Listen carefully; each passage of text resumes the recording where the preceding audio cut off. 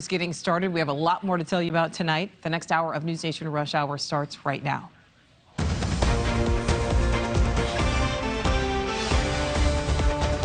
Right now on Rush Hour, a building explosion rocks a Chicago neighborhood, sending 8 people to the hospital.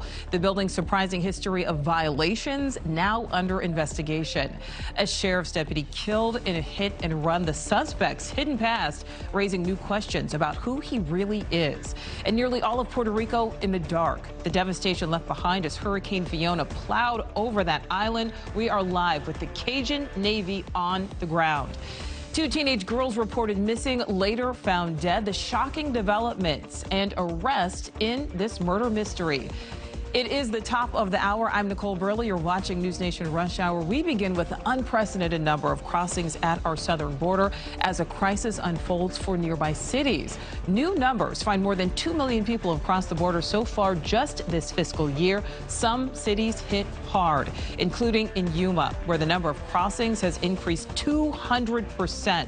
It is straining resources at shelters from law enforcement, and they're worried about who is coming into their communities. Border correspondent Robert Sherman starts our coverage. He is live tonight in Texas.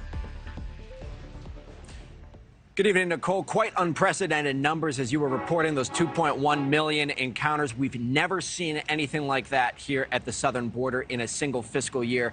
But law enforcement tells us that the landscape, the dynamics of the border are changing, and the communities that are being harder, those are changing as well. You look at the sector-by-sector breakdowns. According to Customs and Border Protection, you have the Rio Grande Valley there, which is leading the way with migrant encounters. That's cities like McAllen, Hidalgo, Brownsville. We've actually seen a decrease in migrant encounters in that area compared to this time last fiscal year. But now look at the Del Rio, Texas sector, which is where we are here in Eagle Pass. You have 428,000 migrant encounters there. That is a 98.7% increase. And then Yuma, Arizona, a historically quiet portion of the border, a more than 200% increase in that sector. It is quite possible that if we get another month like we just saw here in August, that Del Rio sector will ultimately become the new epicenter of the border. And where we're standing right now, Eagle Pass, Texas, this is the main artery of that sector. Every morning you see hundreds, if not thousands, of migrants crossing in the early morning here into the United States. The local sheriff says that they do see a lot of family units. They also see a lot of single men. And they do see a number of people who are fleeing these horrific situations in Central South America and around the globe.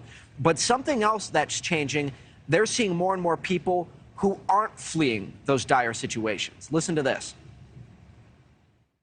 What I see right now, there's a lot of immigrants coming in that really are not desperate because they're being chased by the cartels or maybe want to be prosecuted by governments. A lot of them are saying this is the chance to get over there to USA. They really don't have any problems in their country, but it's a chance to be over here. It's open. Let's come over here now to the USA, and we're here.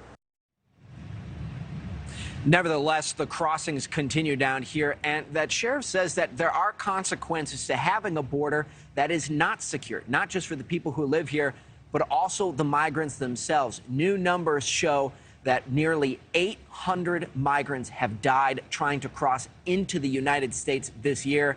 Again, Nicole, an all-time high. Nicole? Yeah, certainly a dire situation. Okay, Robert Sherman, thank you for that. Well, the same problems are spanning different border states and border communities, including Yuma, Arizona, which has become the 3rd busiest sector for migrant crossings in our nation. So joining us now, Yuma County Supervisor Jonathan Lines. Jonathan, we appreciate you coming back with us here. We know today Governor Doug Ducey spoke out. He's tweeting that people living in those towns are really bearing the weight of the migrant crossings. Just talk about the impact there in your community. Well, you know, you saw that those new numbers of people coming across. One of the things that it's doing is crashing our 911 system because a lot of these people aren't necessarily willing to wait for Border Patrol to come and pick them up. So they start dialing 911, dialing Uber, which exacerbates another problem wherein you have the trafficking element where the cartels have been advertising and young kids, even 14 years old, are taking their parents' car, going down to the border, picking people up, and then transporting them to other locations. Our numbers have been so high that we've had to where Border Patrol has had to take some of the people coming across and lateral them to Calexico, to El Centro, to the Tucson sector in order to be able to keep up with the numbers of people coming across. It's never been this bad. Well, Jonathan, let's talk about some of the gaps that are in the border wall there in your county. We know the governor placed those shipping containers there weeks ago that do seem to be funneling the migrants to more of a centralized location. In your opinion, are they working? Absolutely. One of the things that's most important for Border Patrol is to be able to have operational control of the border.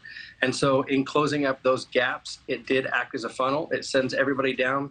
You're able to take the manpower, which is somewhat limited, and the resources the Border Patrol has and reallocate those to those areas coming across so that they can interdict the narcotics, the new rainbow fentanyl that's coming across just in time for Halloween, and also the human trafficking, as well as a lot of the counterfeiting operations that are taking place just across the border and coming across in our area.